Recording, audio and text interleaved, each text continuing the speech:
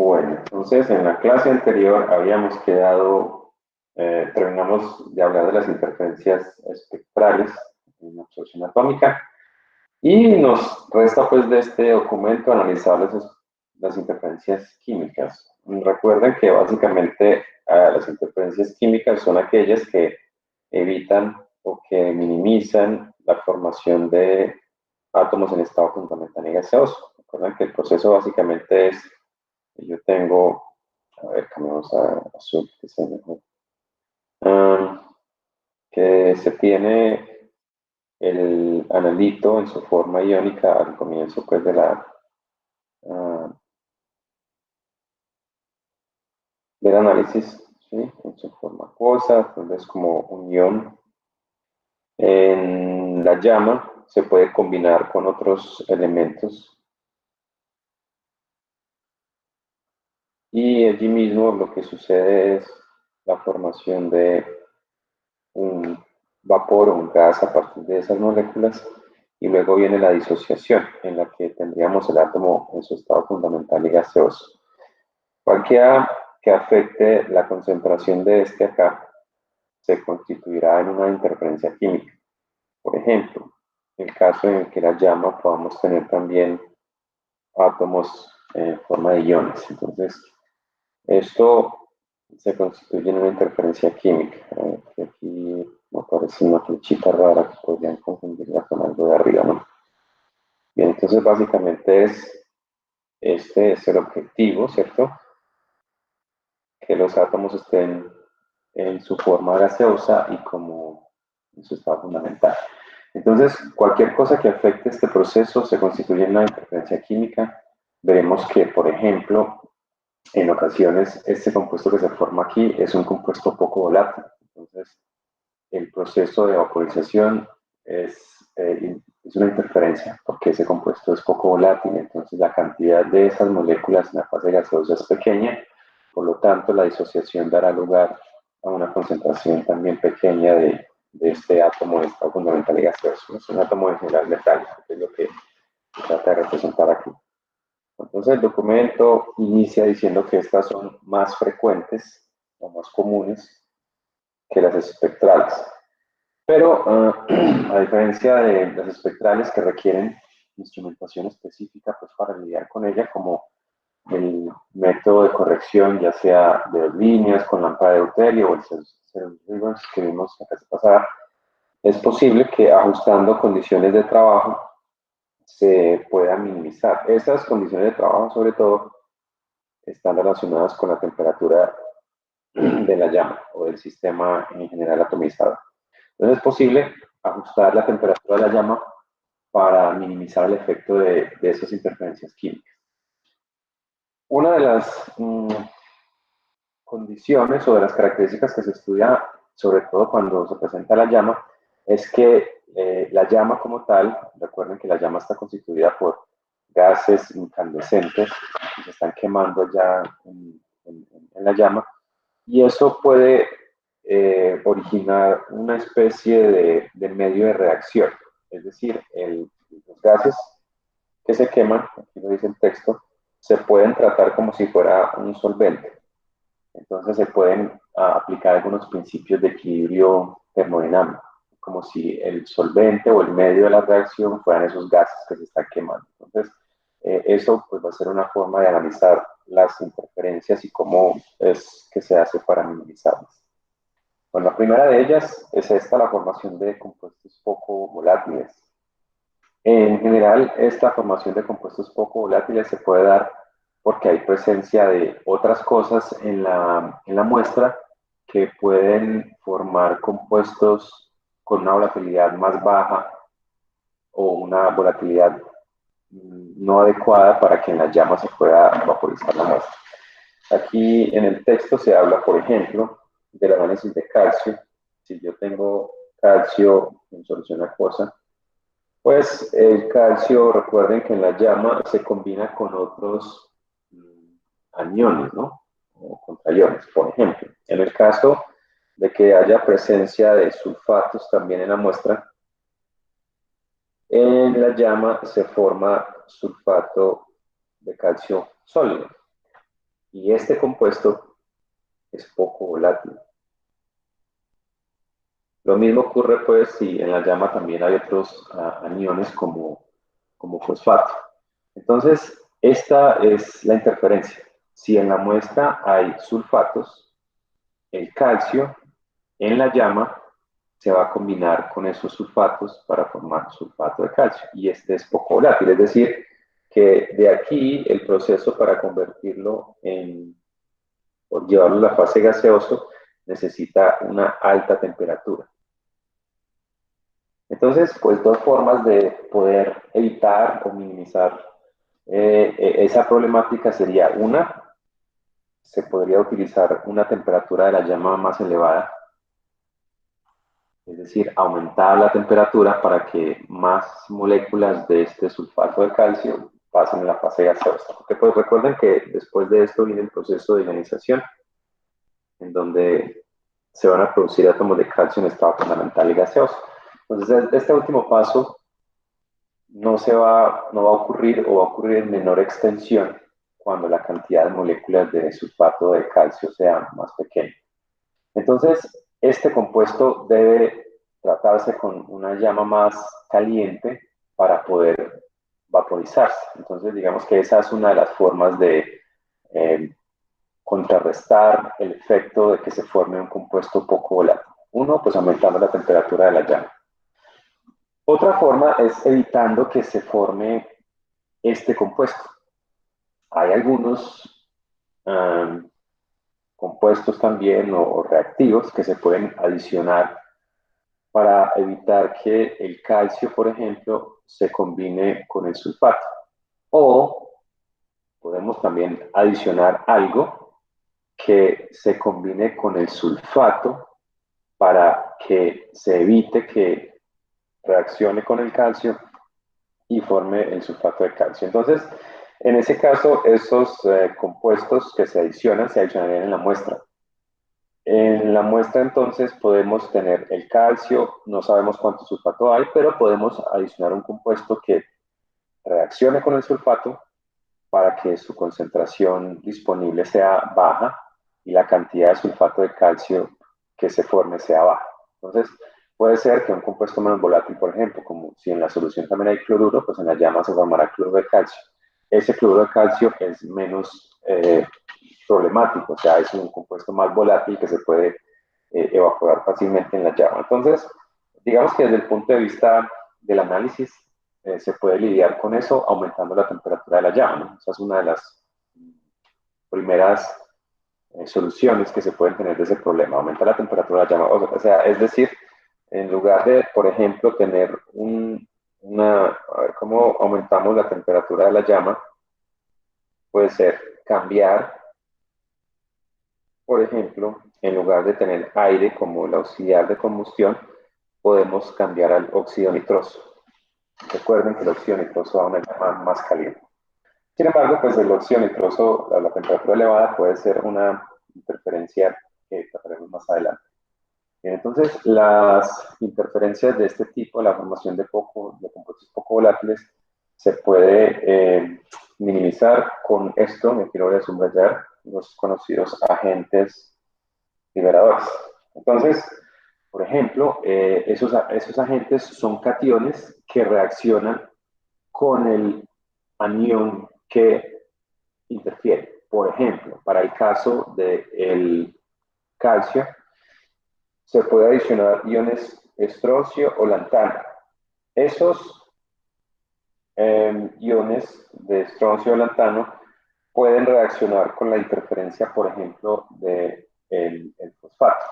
Entonces, si es el caso del lantano, el lantano usualmente se adiciona como no, aluminio no lantano.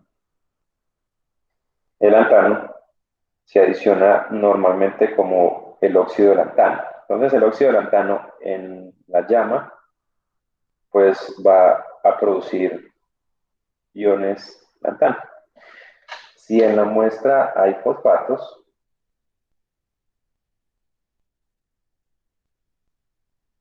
entonces se va a formar el fosfato de lantano.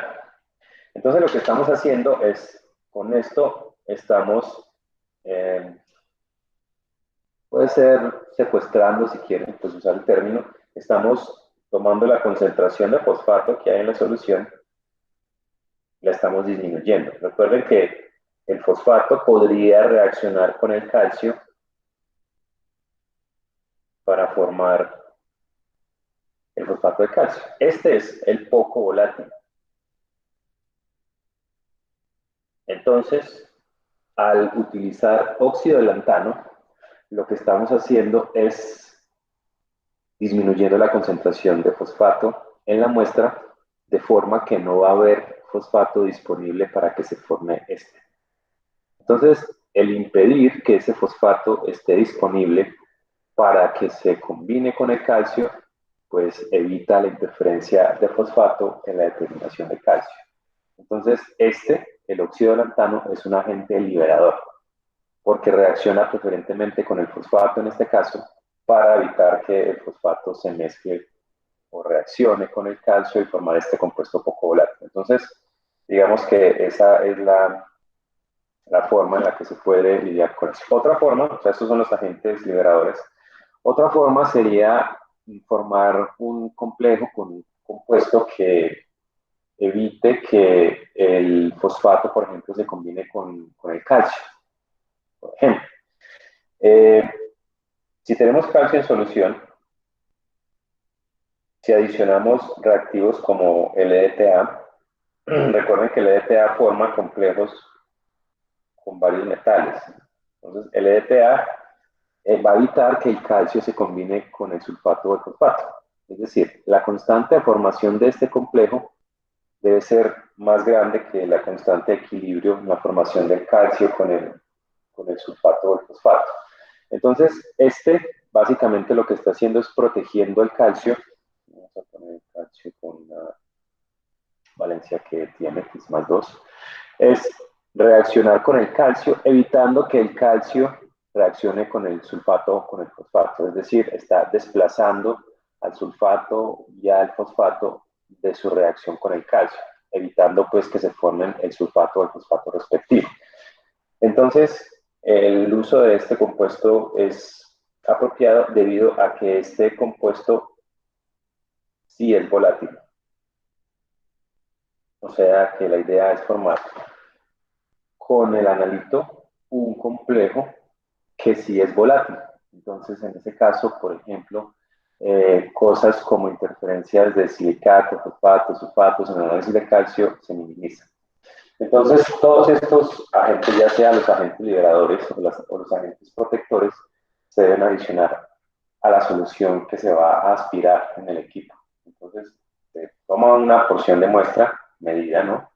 Se adiciona una cantidad de, ya sea óxido de lantano o de EDTA a la solución, de forma que cuando la reacción se presente, ya sea en la solución acuosa, por ejemplo, la formación de complejo con EDTA se forma en la solución acuosa, la reacción del lantano con el fosfato también sea en la solución, pero en gran extensión también se produce en la llama. Entonces, el propósito de estos es evitar que se forme ese compuesto poco volátil. Si el compuesto se forma, pues sabemos que la volatilidad es muy baja y va a tener un efecto negativo en la concentración que se estima. Entonces, por eso la adición de estos protectores o liberadores evita o minimiza la formación de esos compuestos volátiles. Si es claro eso, por favor, tener una alimentación de lo que ustedes están viendo.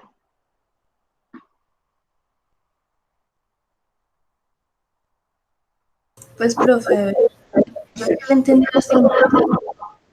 Pues la idea, en términos generales, es evitar que se forme un compuesto que no sea volátil. Entonces, entre los casos que usted nombró, entonces, por ejemplo, está con el lantano, el lantano, espere, yo voy más atrás. Por ejemplo, usted empezó con con el calcio.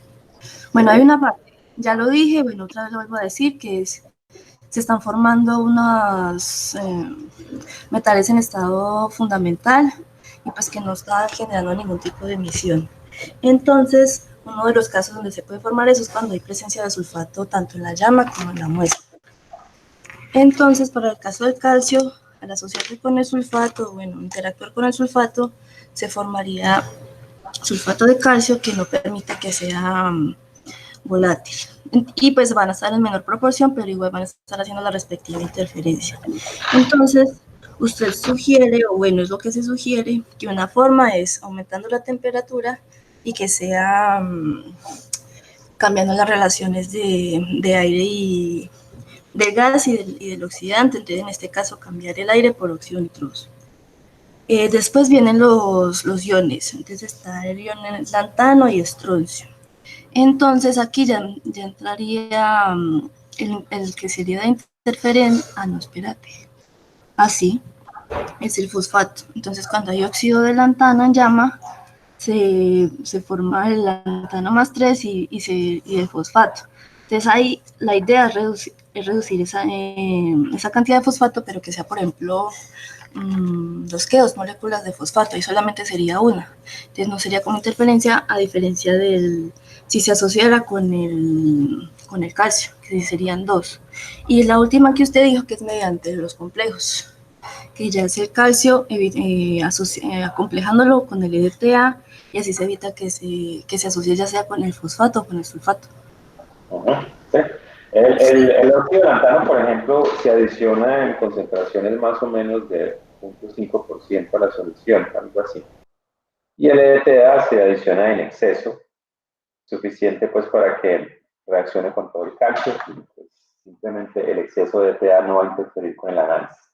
Entonces, sí, básicamente estos son métodos químicos de reducir esas interferencias. El de la llama, pues es un método cambiando las condiciones del análisis. Pero, por ejemplo, en los análisis de calcio en suelos, porque los suelos son ricos en sulfatos y en fosfatos.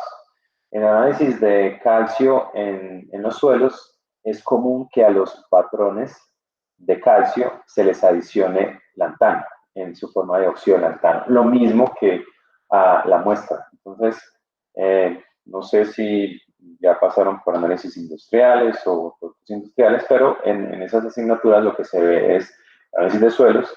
Análisis de suelos, básicamente la extracción de estos analitos se hace mediante un intercambio iónico.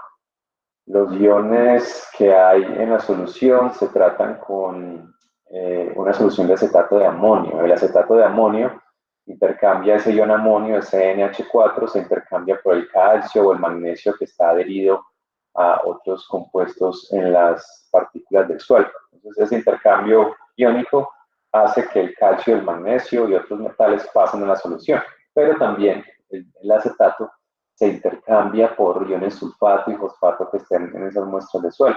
Entonces, la solución que se obtiene después de tratar una muestra de suelo es una solución bastante compleja, porque tiene todos los metales, pero también tiene aniones que pueden interferir, como gran concentración de fosfato y de sulfatos. Por eso, lo que se hace después de hacer la extracción de esos analitos de la muestra de suelo es, antes de aspirar esa solución, pues seguramente hay que hacer una división. Pues eso vamos a llegar a ese punto en el que les voy a mostrar cómo planificar una división de un análisis particular. Por ejemplo, podríamos ir al caso de cómo hacer un análisis de calcio en suelos. Eso es algo que ustedes van a ver más adelante. Y por qué es necesario hacer las diluciones y la adición de óxido de lantano. Entonces, el óxido de lantano se adiciona a una porción de la muestra con el fin de que cuando se aspire esa solución en el equipo de absorción atómica, a la llama llegue el lantano, el analito, que es el calcio en este caso particular, y también todos esos aniones. Entonces, el lantano, que va a estar en una concentración en exceso, se reacciona preferentemente con el sulfato y el fosfato, haciendo que estos no estén disponibles para reaccionar con el calcio. Eso hace pues que la cantidad de sulfato de calcio, de fosfato de calcio se disminuya y la interferencia por estos aniones también. Bueno, entonces el siguiente tipo de interferencia química se conoce como el equilibrio de disociación. Básicamente está representado en esas reacciones de abajo. Como el medio gaseoso se puede tratar como si fuera un solvente o un medio de reacción, este equilibrio en el que el metal, por ejemplo, y su óxido se disocian en el metal y en el oxígeno. Recuerden, el objetivo es este, ¿no? Esto es lo ideal, que se forme este, ¿no? Sin embargo, como todo equilibrio, recuerden que podemos tener como una constante de equilibrio que relacionaría la concentración del metal, la concentración del oxígeno que se libera, sobre la concentración del compuesto sin disociar o del óxido. Lo mismo pues pasaría para el caso del hidróxido que está aquí representado. Entonces, lo ideal es que esa constante de equilibrio tuviera un valor grande, es decir, que la cantidad o la concentración del metal en su estado fundamental libre, disociado, sea grande en comparación con esto, ¿no? Sin embargo, como se plantea aquí, hay un equilibrio, es decir, que algunas moléculas del metal podrían estar formando un compuesto. Y recuerden que esto tiene un par de dificultades. La primera, pues, es que esto hace que disminuya la concentración de M, ¿no? Si hay moléculas de óxido, significa que hay algunos átomos de ese óxido que no están disponibles para absorción. Y la segunda, se constituye en una interferencia que ya habíamos abordado, que es una interferencia espectral. La razón es que los compuestos tienen bandas que son anchas. Y estoy hablando de las bandas de absorción. Y recuerden que estos compuestos con bandas de absorción anchas pueden interferir o absorber en un punto diferente. Entonces, recuerden, el equipo se ajusta a una longitud de onda que es la de este, ¿no? La del metal solito. Pero cuando ese metal está en su forma de óxido, la absorbancia es diferente a aquella que se presenta acá. Diferente en, por ejemplo, se disminuye, o puede ser que este compuesto con su óxido, formando su óxido, tenga una banda de absorción que esté corrida con respecto a la de este, es decir, que absorba a otra longitud de onda. Eso hace entonces que no absorba a la longitud de onda del análisis, sino a otra. Entonces no lo estaríamos cuantificando. Entonces, en este caso, esta interferencia se constituiría en una interferencia negativa debido a que disminuye la concentración. Y pues aquí vale pues la pena hacer digamos, una anotación sobre eso. Las que se conocen como interferencias positivas, porque ya habíamos hablado un poco de eso, son aquellas que hacen que la concentración medida sea mayor a la real. Es una interferencia positiva. Y pues por otro lado, las interferencias negativas son aquellas que hacen que esa concentración medida del analito, ¿no?, sea menor. Entonces, hasta ahora podríamos ver que los dos tipos de interferencias químicas, tanto la formación de compuestos volátiles, no volátiles, perdón, o estos equilibrios de disociación, se constituirían en interferencias negativas, debido a que tanto la formación de un compuesto poco volátil como la formación de estos óxidos en la llama haría que la cantidad de este metal disminuya. Por lo tanto, lo que mediríamos en términos de absorbancia sería una concentración más baja que la que realmente hay en la muestra. Entonces, la principal o la forma de evitar esto es nuevamente afectando la llama, ¿sí? A temperaturas muy altas, normalmente las bandas de absorción son mucho más grandes que las de los átomos o iones. Entonces, el problema de la formación de estos compuestos, como los óxidos en la llama, es que las bandas de absorción son mucho más intensas que las líneas en las llamas muy calientes.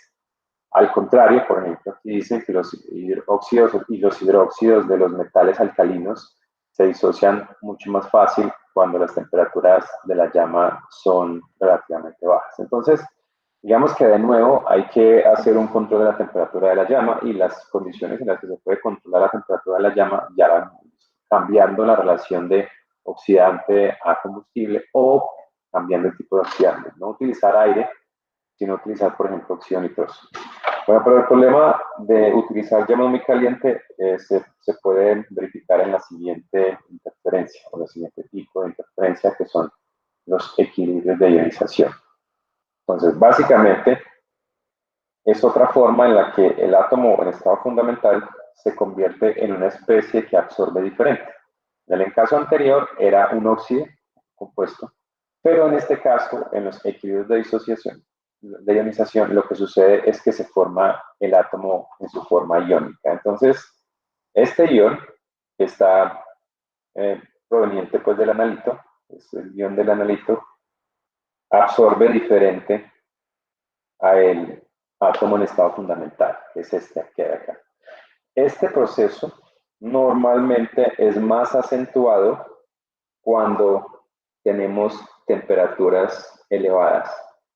A temperaturas elevadas es más probable que se presente la ionización. Entonces, si se fijan en el hecho de que, por ejemplo, para solucionar el problema o minimizar el impacto de la formación de compuestos poco volátiles, subimos la temperatura de la llama, ¿no?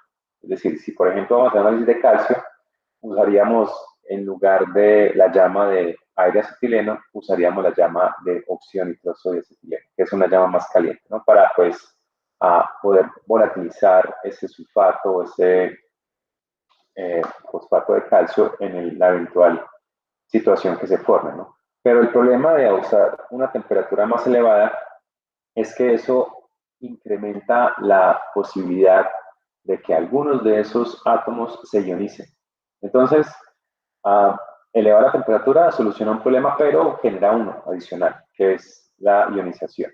Entonces, en las llamas de aire acetileno ocurre menos, hay menos ionización. Pero en llamas muy calientes como óxido nitroso y acetileno, la ionización es mucho más grande. Entonces, en esencia, se trata de un equilibrio, ¿no?, entre el metal, su ion y los electrones que hay en la solución.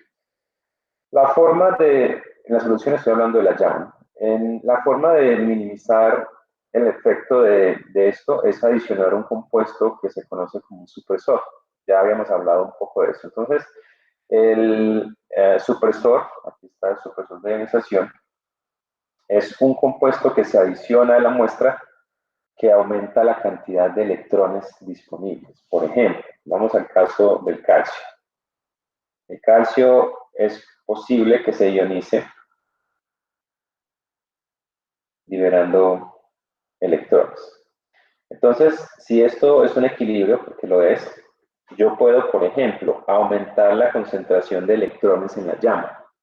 Eso hace que el equilibrio se desplace hacia la izquierda, es decir, que más átomos en estado fundamental y gaseoso estén presentes y que menos iones de calcio se presenten en la llama.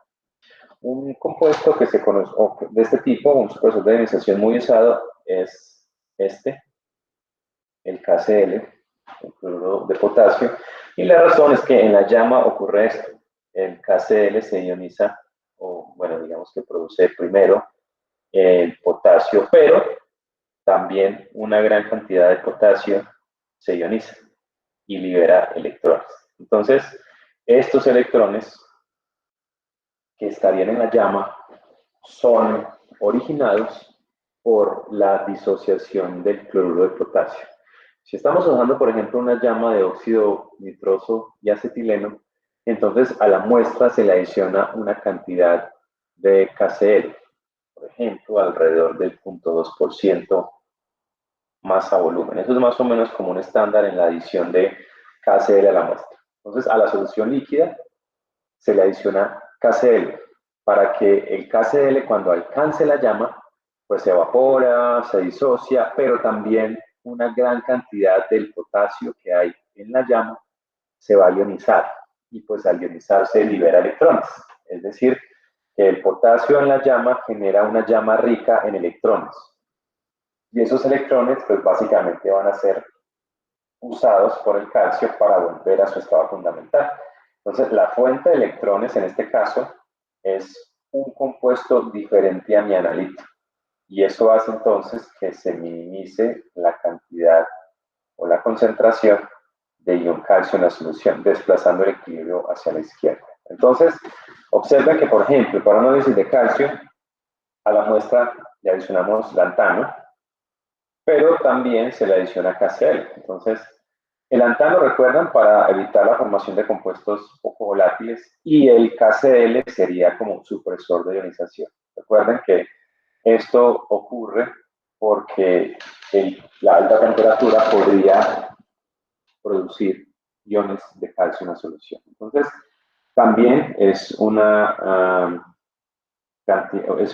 proporción de la temperatura de la llama, y pues ese es el último comentario que hay en este texto. Dice: es de subrayar también el aumento de la sensibilidad que se obtiene cuando se utiliza como oxidante el óxido nitroso en lugar de aire. Y eso ya se los había mostrado. El análisis de calcio comparado entre usar una llama de aire acetileno y usar una llama de óxido nitroso acetileno. Les había mostrado que la pendiente aumenta como unas 3 veces más.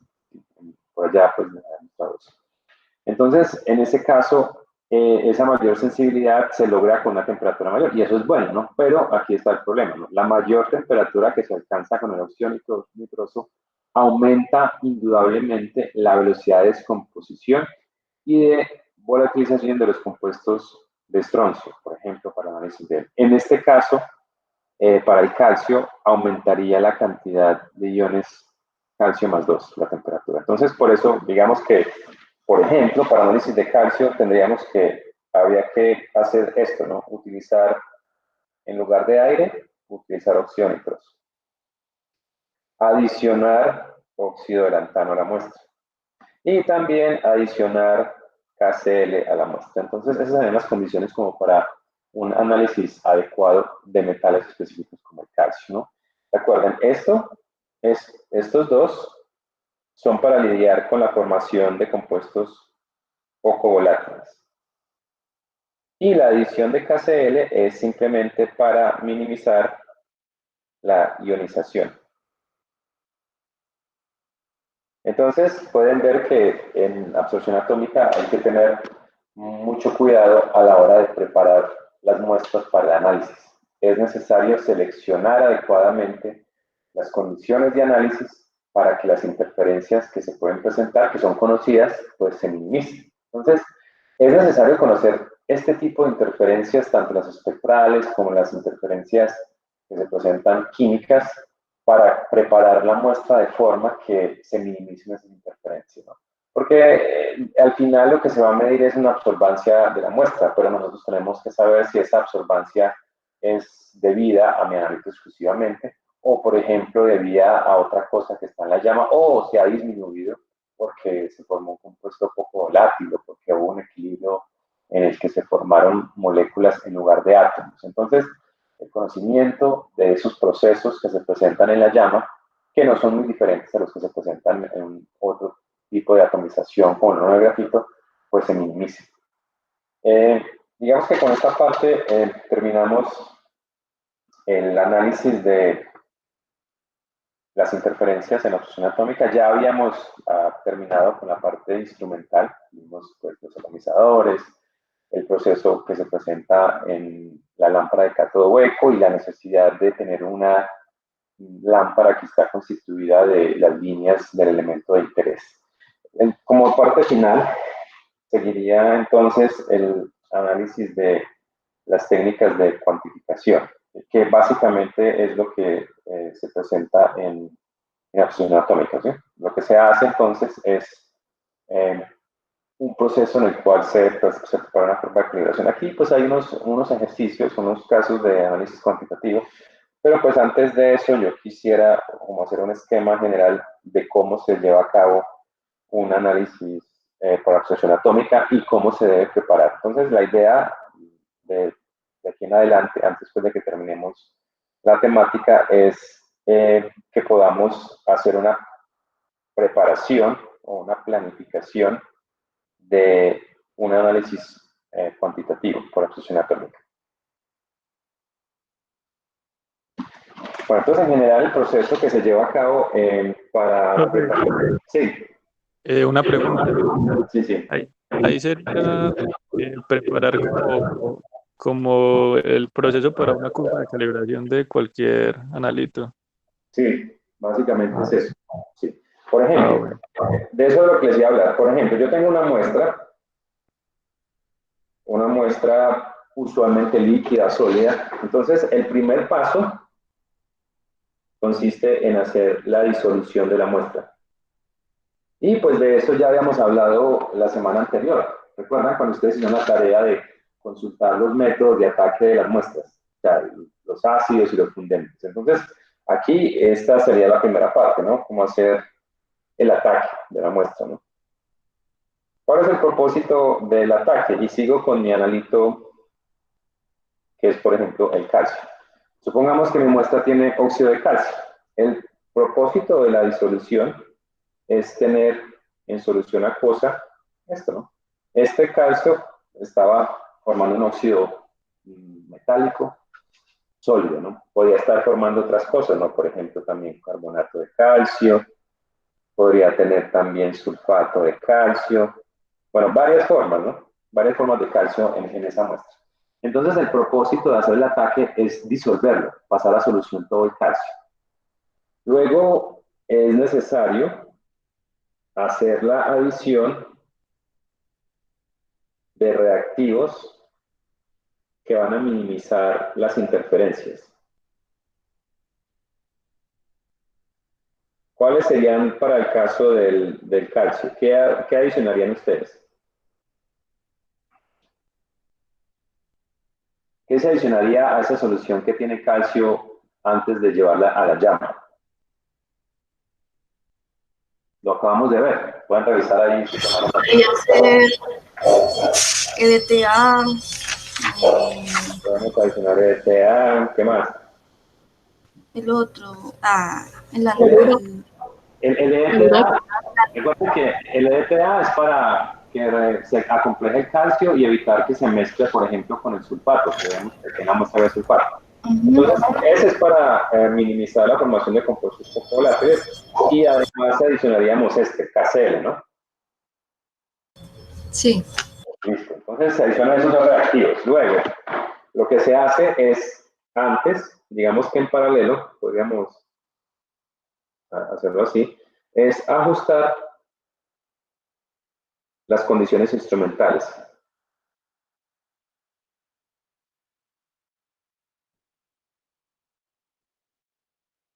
Por ejemplo, definir el tipo de llama, que para el caso de una buena sensibilidad usaríamos una llama de óxido nitroso acetileno. ¿Cierto?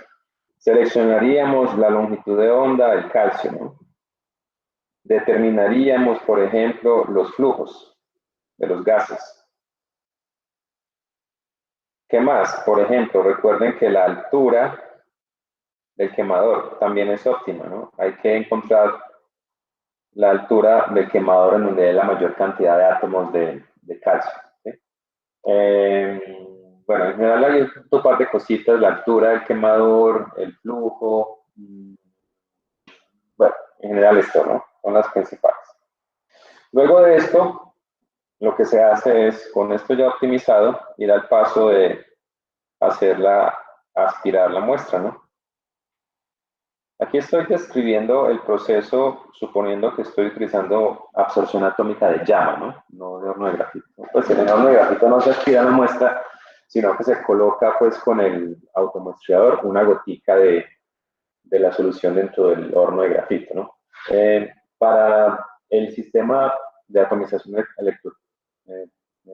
térmica, que es el de horno de grafito, pues el ajuste instrumental implica ajustar el tip para que ingrese por el agujerito. Bueno, esas son otras cosas que acá. Listo.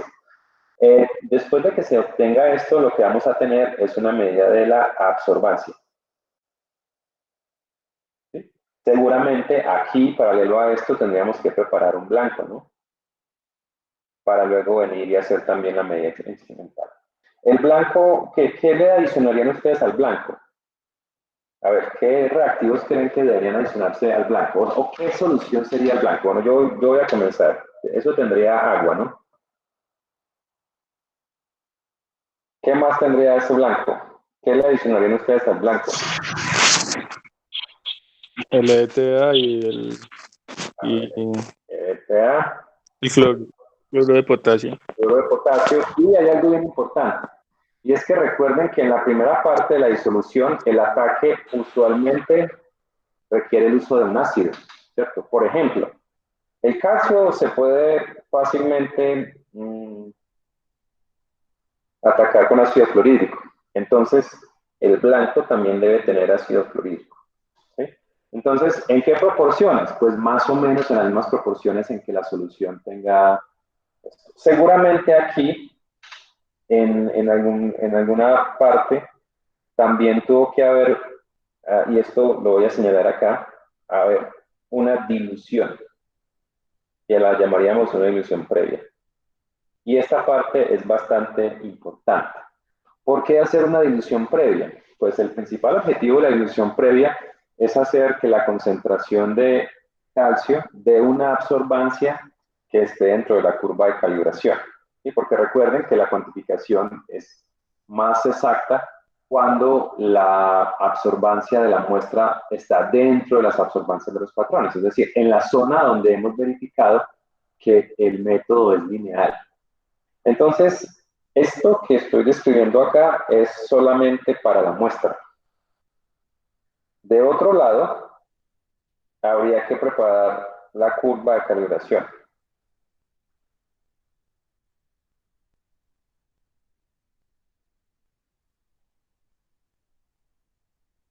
Entonces recuerden que la curva de calibración básicamente es tomar y preparar, por ejemplo, inicialmente una solución concentrada del analito. ¿Sí? Y esa solución pues debe ser de concentración conocida. O sea que normalmente para preparar la solución concentrada del analito se necesita usar un patrón de referencia. En muchos de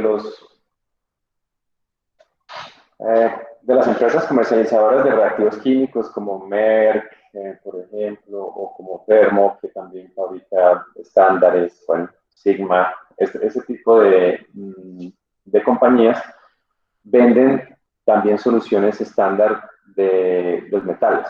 Por ejemplo, ellos le dicen, yo le ofrezco una solución que tiene 1000 miligramos por litro de calcio. ¿Sí? Y ya, pues ya tenemos la solución, ni siquiera hay que prepararla, ya está preparada. Lo que tenemos que hacer es planear la dilución. ¿Cómo vamos a diluir el calcio para que llegue a una curva de calibración adecuada? Otra, pues sería que nosotros tomemos una sal, por ejemplo, que contenga calcio, que pueda ser llamado un patrón primario. A ver, ¿qué patrones primarios de calcio conocen? ¿Qué compuestos tienen calcio y que son patrones primarios? Recuerden pues que hay una serie de condiciones o requisitos que debe tener un patrón primario, ¿no? ¿Recuerdan alguna de las condiciones que debe reunir un patrón primario? ¿Debe ser estable? Sí, debe ser estable, por ejemplo, en el medio ambiente. Y esa estabilidad en el medio ambiente puede incluir que no sea sensible a la luz, por ejemplo, ¿no? Que no absorba mucha agua de la atmósfera, o sea, que sea higroscópico o en general no, que no sea higroscópico, que no pierda agua de hidratación. Y una de las condiciones de estabilidad más importantes de un patrón primario es que se pueda secar.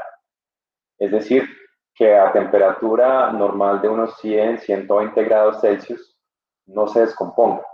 Porque recuerden que todo lo que está expuesto a la atmósfera pues tiene agua, ¿no? En diferentes proporciones, depende pues de qué tan higroscópico sea. Entonces, si tengo una sustancia que absorba agua, pero se pueda secar, entonces se tratará de un patrón primario. Uno común, por ejemplo, el cloruro de sodio. Ustedes saben que el cloruro de sodio, la sal de cocina normal, es ligeramente higroscópica. Si ustedes dejan destapado el frasquito de la sal, pues eventualmente el agua de la atmósfera va a quedar allá y hace que se formen grumos pues, en el frasquito donde se está guardando la sal. Pero el cloruro de sodio es un patrón primario porque yo puedo tomar esa sal, llevarla a una estufa de calentamiento entre 100 y 120 grados, me deshago del agua, pero el cloruro de sodio sigue intacto, no hay problema. Entonces, esas son algunas de las condiciones que debe cumplir un patrón primario. Pero en general, debe ser una sustancia de una pureza alta y conocida. A ver, con esas condiciones, ¿qué compuestos de calcio conocen que podríamos usar como patrones primarios? Carbonato. El carbonato de calcio es una buena elección.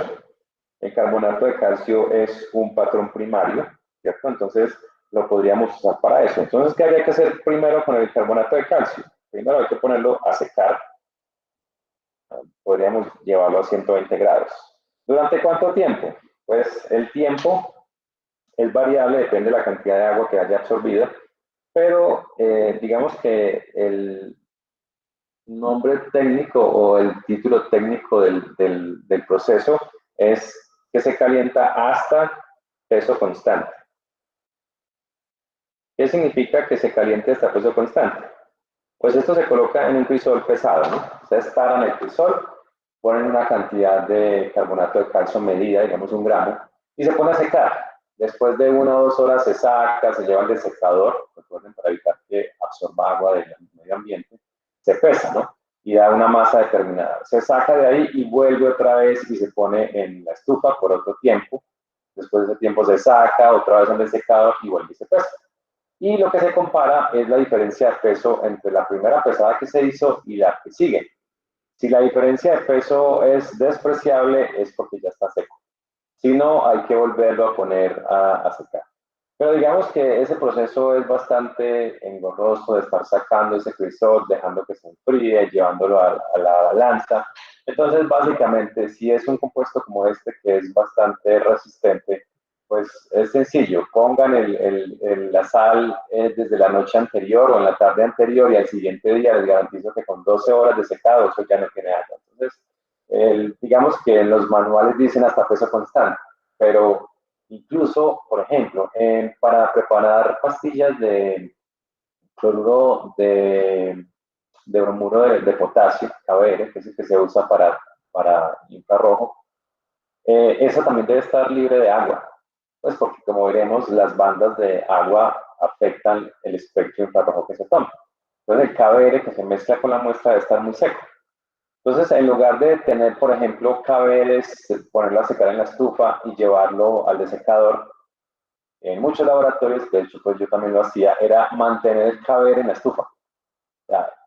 Bueno, la diferencia está en que si es un laboratorio que tiene mucho volumen de muestras y cosas como esas, pues la estufa está prendida todo el tiempo. Entonces es sencillo, simplemente se coloca la sal en mi patrón primario, tapada, pues en un peso de sustancias, en la estufa y se deja durante todo el tiempo que esté prendida la estufa.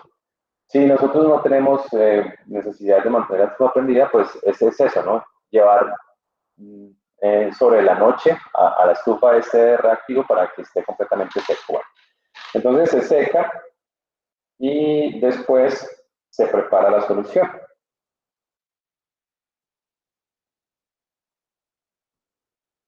Bueno, entonces vamos a suponer que yo voy a preparar, a partir de carbonato de calcio, voy a preparar una solución de 1000 miligramos de calcio por litro.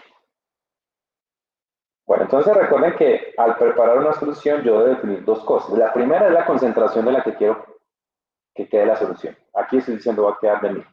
Y la segunda es cuánto volumen de esa solución voy a preparar.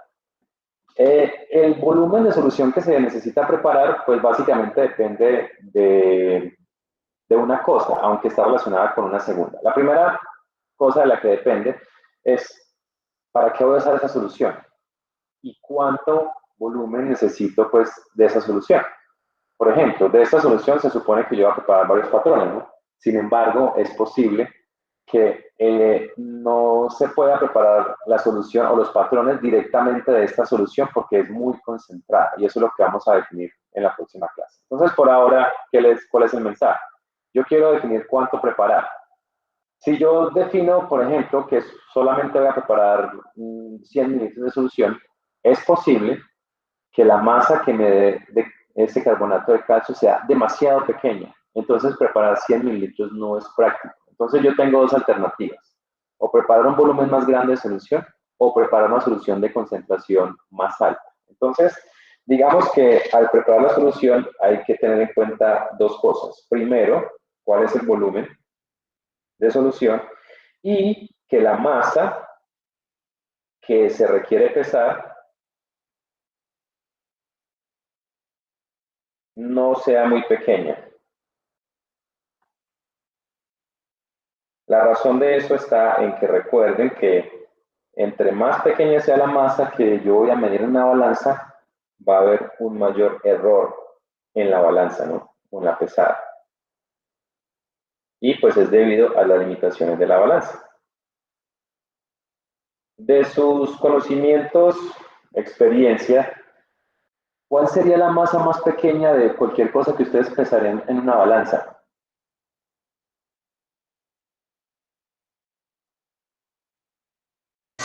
No por 10 a la menos 3 gramos. A ver, o sea, algo como 0,001 gramos. No, 0,0001. Oh, Hasta bueno, antes de... eso, digamos que esa es la capacidad de medida de la balanza, ¿no? La balanza puede medir hasta esto, ¿no? Digamos que esta es la mínima cantidad, ¿no? Que se puede medir en la balanza. Pero ustedes creen que medir 0.1 miligramo, que es 0,001 gramo, sea exacto. No. Entonces, seguramente yo no mediría esa cantidad. Entonces, les vuelvo a hacer la pregunta. ¿Cuál sería la cantidad más pequeña de muestra que ustedes pesarían y que confíen que esa masa sea exacta, que tenga una buena exactitud? ¿De cuántos miligramos, gramos o bueno, hablaríamos en este caso? Diciendo pues lo de la balanza que da, digamos, este es el número entero, tenemos 1, 2, 3 y 4 decimales, no solo queda la balanza. ¿Hasta dónde confían ustedes? ¿Hasta acá? Pues ya acabamos de ver que esa cantidad tal vez sería muy pequeña. Bueno, ¿qué tal hasta los miligramos? ¿Será que pesar 2 miligramos en una balanza es exacto? ¿Qué creen? Por ejemplo, No, 0,5. pues ya, Sí, Juan. ya se tendría que tener en cuenta ahí la incertidumbre de la balanza, pero pues yo creería que pues, miligramos es muy Sí, poquito. miligramos muy poquito. Seguramente el fabricante de la balanza le va a decir si la incertidumbre o el error instrumental de la balanza es de 3 miligramos, pero pues ustedes si tienen la necesidad de pesar algo tan pequeñito, bueno, es por necesidad, pero si pueden escoger, seguramente yo no mediría nada más abajo de acá. Es decir, nada que fuera más pequeño de 0,1 gramos, que son 10 miligramos, ¿no? O sea que en general, digamos, por exactitud de la medida, yo iría solamente hasta acá, para una mayor exactitud. Es decir, que la masa que yo tenga que pesar en esa balanza no vaya a ser más pequeña de 0,1 gramo. Por debajo de eso, digamos que ya la incertidumbre es mucho más grande en comparación con la medida que se hace. Entonces, seguramente la masa que yo calcule de carbonato de calcio, que depende del volumen de solución que vaya a preparar, debe ser una masa de tal vez 0,1 gramos o más arriba de eso, porque por debajo de eso el error en la pesada será muy grande. Entonces, digamos que con esto lo que quiero es mostrarles como un esquema general de análisis y sobre todo que podamos planificar ese análisis. Y en eso pues trabajaremos la próxima clase. Vamos a específicamente seleccionar una matriz. No diría que el análisis de calcio en suelos, porque eso es algo que ustedes van a hacer o hicieron algunos más adelante, pero podríamos, por ejemplo, tomar el análisis de un metal de una aleación y tratar de hacer como una preparación de ese método, porque de hecho es algo que ustedes van a tener que hacer para la actividad de absorción atómica, que es como unos datos de laboratorio que vamos a analizar. Entonces, en esencia, lo que haremos más adelante sería, cada uno de ustedes, o parejas, no sé, o igual si lo quieren, les voy a asignar un metal y también una muestra de la cual ustedes analizarían ese metal. Por ejemplo, a alguien le va a tocar, va a analizar aluminio de una bauxita. Entonces, ¿qué deben hacer? Pues ir y consultar cosas sobre la bauxita. ¿Qué tiene la bauxita? ¿Qué interferencias pueden haber en esta bauxita que hagan que el análisis de calcio no sea efectivo? Luego mirar el aluminio. el aluminio, ¿por qué técnica se analiza? Se analiza por llama o por uno de grafito, o por ejemplo, si es llama, qué tipo de llama se usa, ¿no? Y el manual este que les mostré, que les he mostrado al equipo, que dice una curva de calibración de aluminio está dentro de este rango. Eso es lo que nos va a servir de guía para definir dentro de qué rango preparar los patrones. Entonces, yo seguiré pues con análisis de calcio como ejemplo, pero ustedes van a tener que más o menos hacer lo mismo en preparación al informe. Cuando ustedes ya presenten, esta es la preparación de la muestra que se le va a hacer, yo les digo, listo, entonces la muestra que ustedes tomaron fueron tantos gramos y la absorbancia que les dio fue esta, ¿no? De acuerdo con lo que ustedes planifican. Y pues también vamos a aprender a planear la dilución previa, dependiendo de la curva de calibración. Entonces todo eso será la próxima clase. Entonces la invitación es a que estemos conectados el martes, porque va a ser una clase pues, fundamental para lo que sigue, para la aplicación de absorción atómica. ¿Qué preguntas tienen de esto que hemos visto hasta ahora?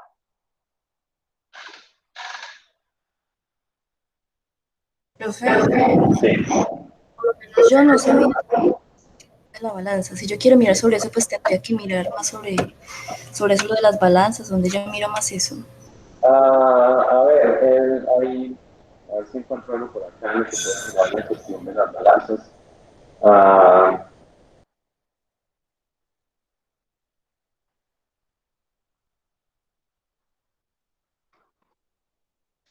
Hay documentos al respecto, a ver, sobre todo en...